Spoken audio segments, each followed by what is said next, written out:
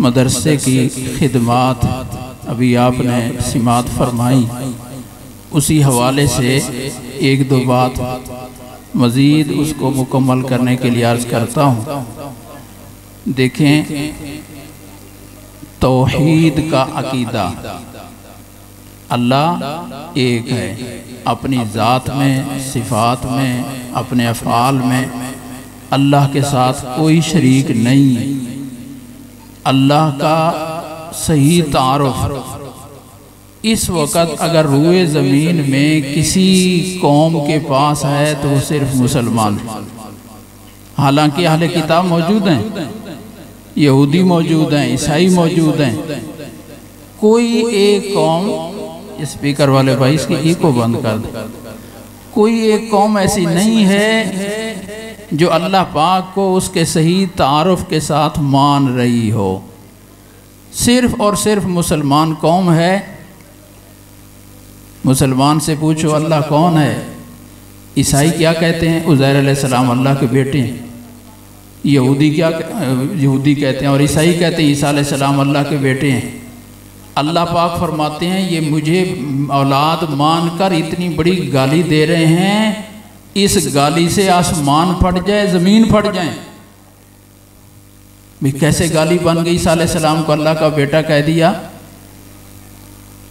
बच्चा पैदा होता है, बड़ा होता है, बाप बड़े फ़ख्र से कहता है मेरा बेटा शेर है, शेर, मेरा बेटा शेर है। बीवी हस्पताल चली गई, बच्चे की विलादत का वक्त है, फ़ोन पे राब्ते में है, जी क्या पैदा हुआ, तो उधर से जवाब आया जी 4 टांगों वाला शेर, गर्दन पर बाल भी हैं, 4 टांगे भी हैं, पूरा सच्चा मच्चा शेर आपके घर पैदा हो गया। ईमानदारी से बताओ, खुश होगा कि परेशान होगा? कुत्ता नहीं पैदा हुआ, गिद्दड़ नहीं पैदा हुआ, लोमड़ी नहीं पैदा हुई, चूहा नहीं पैदा हुआ, अच्छा जानवर पैदा हुआ। कौन सा? शेर। ईमानदारी से बताओ, खुशी होगी बाप को? लोगों को बताने के काबिल रहेगा? क्यों? इसलिए कि इंसान और जिन्स है, जानवर और जिन्स है। हमेशा बाप के घर उसी की जिन्स की औलाद होनी चाहिए। तो बताओ अल्लाह की जिन्स का कोई दूसरा है? जालिमों, कितनी बड़ी गाली दे रहे हो उज़ैर अलैहिस्सलाम को अल्लाह का बेटा कह के, कितनी बड़ी गाली दे रहे हो ईसा अलैहिस्सलाम को अल्लाह का बेटा कह के। और ये मुसलमान वाहिद दुनिया की इस वक्त कौम है जो रब को सही तारुफ के साथ मान रही है। मुसलमान से पूछो अल्लाह कौन है तो क्या कहेगा? कुल हु अल्लाहु अहद अल्लाहु समद लम यलिद वलम यूलद। कैसा तारुफ है मेरे रब का। एक सहाबी को हुजूर सल्लल्लाहु अलैहि वसल्लम ने जिहाद का अमीर बनाकर भेजा। अब वो नमाज पढ़ा रहे हैं, मगरिब की नमाज, फातिहा पढ़ी, कुल हु अल्लाह अहद पढ़ी, फिर को और सूरत। दूसरी रकात में फिर फातिहा पढ़ी, कुल हु अल्लाह पढ़ी, फिर को और सूरत। हर रकात में फातिहा के साथ कुल हु अल्लाह भी पढ़ते हैं। साहबा ने कहा हज़रत ये अजीब मसला सुन, पहली दफ़ा देख रहे हैं, हर रकात में फातिहा तो पढ़ी जाती है, कुल हु अल्लाह पढ़ने का काम पहली दफ़ा देख रहे हैं। कहने लगे मेरे पीछे पढ़नी है, मैं तो ऐसे पढ़ाऊंगा, तुम पढ़ा लो, मेरी पसंद नहीं है। जी नमाज तो आप पढ़ाएंगे, आप इमाम हैं, तो फिर मैं तो ऐसे पढ़ाऊंगा। वापस आए, सहाबा ने बताया या रसूल आज हमारे इमाम से अजीब काम करते थे, हर रकात में कुल हु अल्लाह अहद। प्यारे नबी सल्लल्लाहु अलैहि वसल्लम ने पूछा ये ऐसा क्यों करते थे? कहा इसलिए करता था कि इसमें मेरे रब की तारीफ है, मुझे इस सूरत से मोहब्बत हो गई है और मैंने फैसला कर लिया है कि मेरी नमाज की कोई रकात इस कुल हु अल्लाह से खाली नहीं जाएगी। बड़ी अजीब बिशारत सुनाई। फरमाया मेरे साहबी अगर तुझे कुल हु अल्लाह से मोहब्बत है ना, फिर अल्लाह ने इस मोहब्बत की वजह से तुझे जन्नती बना दिया है। मैं एक हदीस पाक पढ़ रहा था, प्यारे नबी सल्लल्लाहु अलैहि वसल्लम का इरशाद, तुम कब्रिस्तान के पास से गुजरे हो, वहाँ 100 मुर्दा मदफून है या 1000 कोई पता नहीं है, लेकिन जाते जाते 12 दफ़ा कुल हु अल्लाह शरीफ पढ़ लो। कितनी दफ़ा? और नियत कर लो या अल्लाह इस कब्रिस्तान में जितने मदफून हैं सबकी रूह को इसका सवाब पहुँचा दे। प्यारे आका सल्लल्लाहु अलैहि वसल्लम इरशाद फरमाते हैं वहाँ मदफून हर मैयत को पूरे 12 दफ़ा फातिहा पढ़ने का सवाब मिल जाएगा।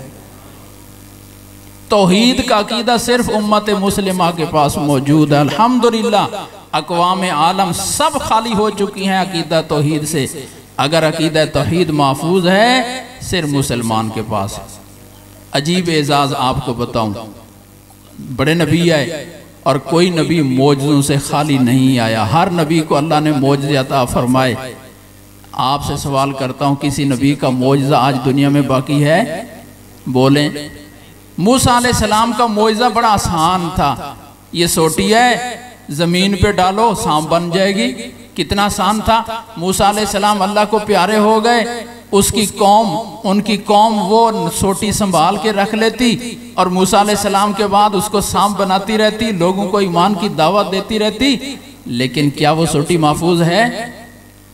एक नबी भी ऐसा अल्लाह ने मबऊस नहीं फरमाया कि नबी दुनिया से तशरीफ ले गए हों और मौजज़ा बाकी हो, मौजज़ा बाकी हो।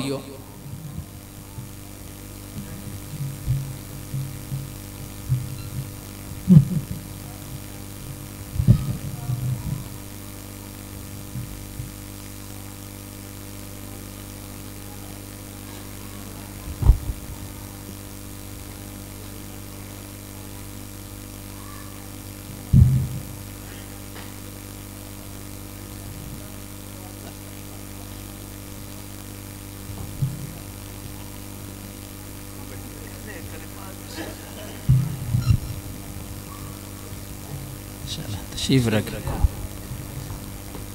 ये कैमरे वाले साथी बैठ जाए। देखो ये मिस्कीन इस सिलसिले में अर्ज़ करता है, हमारे ये अजीज़ हैं मौलाना कादिर बख्श साहब, तो तस्वीर हराम है और इस पर एक अजीब वही सुनाता हूँ आपको। हज़रत भी तशरीफ़ ले आए हैं।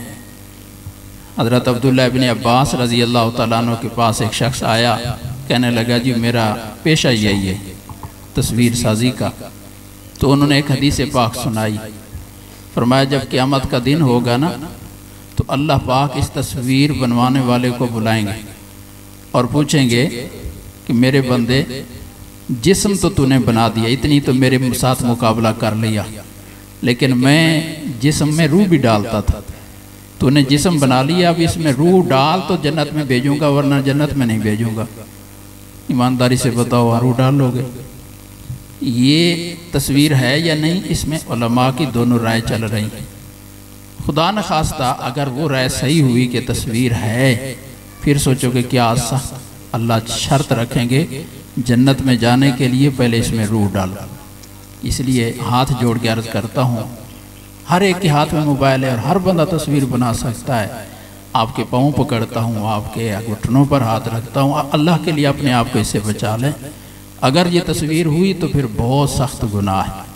तो मैं अर्ज़ कर रहा था दूसरा एजाज़ जो इस उम्मत को हासिल है, दूसरा एजाज़, किसी नबी का मौजज़ा महफूज नहीं, और जब तक किसी नबी का मौजज़ा ना दिखाया जा सके, अल्लाह का कानून ये है कि उसको नबी ना मानो। अल्लाह का कानून ये है। अब अल्लाह ने चूँकि मूसा अलैहिस्सलाम को इस उम्मत से, ये वो नबी थे, अपने वक़्त के नबी थे और मौजज़े दिखाते थे और चैलेंज के साथ मौजज़ा दिखाते थे। वो जादूगर आए और सोटियां और रस्सियां लेकर आए, मैदान भर दिए, ढेर लगा दिए। मूसा अलैहिस्सलाम ने एक सोटी डाली, सबको निगल गई, सबको निगल गई। कितना बड़ा सांप बना। तो जादूगर कहने लगे बंदा सांप तो हम भी बना सकते थे, लेकिन ऐसा सांप के सारे हमारी रस्सियां निकल जाए, ये मौजज़ा है, ये जादू नहीं है। सबसे पहले सजदे में वही गिरे। तो हर नबी ने मौजज़ा दिखाया, लेकिन ईमानदारी से बताओ इस वक्त किसी नबी का मौजज़ा महफूज है? सारी दुनिया के यहूदी मिलकर जाएं किसी के पास और कहें जी मूसा अलैहिस्सलाम को नबी मानो, आज के बंदे को हक हासिल है, उससे सवाल करे कि मूसा अलैहिस्सलाम अगर अल्लाह के नबी थे तो उनका कोई मौजज़ा दिखाओ, बता देंगे, मौजज़ा दिखा सकेंगे। हम अगर मूसा अलैहिस्सलाम को अल्लाह का नबी मानते हैं तो कुरान के कहने से, प्यारे नबी सल्लल्लाहु अलैहि वसल्लम के बताने से मानते हैं, यहूदी नहीं मनवा सकते। अगर ईसा अलैहिस्सलाम को अल्लाह का नबी मान रहे हैं तो कुरान की वजह से मान रहे हैं, ईसाई नहीं मनवा सकते उनको अल्लाह का नबी, उनके पास दलील महफूज नहीं है। लेकिन कुर्बान जाएं इस उम्मत के हर बंदे पर जिसको सूरत फातिहा याद है हाथ खड़ा करो, जिसको सूरत फातिहा शरीफ याद है हाथ खड़ा करो। आप सबको मुबारक हो, आपके सीने में अल्लाह के नबी सल्लल्लाहु अलैहि वसल्लम का मौजज़ा महफूज है, मौजज़ा महफूज है। 4 साल का बच्चा भी बड़े से बड़े दुनिया के काफिर को चैलेंज करके दावा दे सकता है कि मोहम्मद सल्लल्लाहु अलैहि वसल्लम को नबी मानो। भी नबी तो मोइज़ा दिखाता था, अगर तुम उनके नुमाइंदा हो उनकी तरफ से मोइज़ा दिखा सकते हो? बिल्कुल दिखा सकता हूँ। वही मोइज़ा जो कल को मक्के में दिखाया करते थे, आज वही कुरान मोइज़े के तौर पर मैं बता सकता हूँ। बताओ इस उम्मत का एजाज़ है कि नहीं है? एजाज़ है कि नहीं है? ये ख़त्म नबूवत की बरकत है कि चूंकि आपके बाद आखिरी और कोई नबी नहीं आना था, अल्लाह ने हर उम्मती को नबी का नुमाइंदा बनाकर उसके हाथ में मोइज़ा पकड़ा दिया। कितने खुश नसीब हो। अब ये मेहनत कौन कर रहे हैं? कौन कर रहे हैं? ख़त्म नबूवत की बरकत है। इस उम्मत को ये एजाज़ मिला। दीन के लिए हमेशा नबी आया करते थे। इब्राहीम अलैहिस्सलाम नबी, उनके बेटे इस्माइल और इसहाक अलैहिस्सलाम नबी, इसहाक अलैहिस्सलाम के बेटे यकूब अलैहिस्सलाम नबी, यकूब अलैहिस्सलाम के बेटे यूसुफ अलैहिस्सलाम, 4 नस्लें नबी। इसका क्या मतलब हुआ? इसका मतलब यह हुआ कि हर नई नस्ल के लिए नया नबी आता था, हर नए इलाके के लिए नया नबी। या इब्राहीम अलैहिस्सलाम काम कर रहे हैं, वहाँ लूत अलैहिस्सलाम काम कर रहे हैं, ये इलाका उनका, वो इलाका उनका, लेकिन यहाँ हर इलाके का नया नबी, हर नई नस्ल का नया नबी। लेकिन आपके बाद नबी कोई नहीं आएगा, ऐलान हो गया ख़त्म नबूवत का। या रसूलल्लाह फिर क्या बनेगा? नई नस्लें नहीं आएंगी? आएंगी। नए इलाके कॉलोनियाँ नहीं बनेगी? बनेगी। फिर कौन दीन पहुँचाएगा? ये मेरी का लायक उम्मत और इसके उलमा। चंद साल पहले जामिया इमदादिया फैसलाबाद में लैपटॉप तकसीम हुए। शहबाज शरीफ जब वज़ीर आला थे तो अमीन मेंगल साहब वहाँ के उस वक़्त ज़िम्मेदार थे फैसलाबाद में, तो उन्होंने, मैंने खुद बात सुनी, कहते हैं बलूचिस्तान के जिस इलाके से, जिस गांव से मेरा ताल्लुक़ है, हालांकि बड़े सरकारी अफसर हैं, मदरसे में खड़े होकर, मस्जिद में खड़े होकर वो बयान दे रहे हैं, बलूचिस्तान के जिस गांव से मेरा ताल्लुक़ है, मेरे गांव में सरकारी स्कूल बाद में बना, दीनी मदरसा पहले बना है।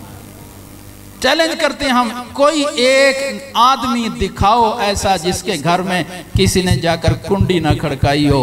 क्या प्यारे मोहम्मद सल्लल्लाहु अलैहि वसल्लम का नुमाइंदा बनकर आया हूँ, आपको दीन पहुँचाने आया।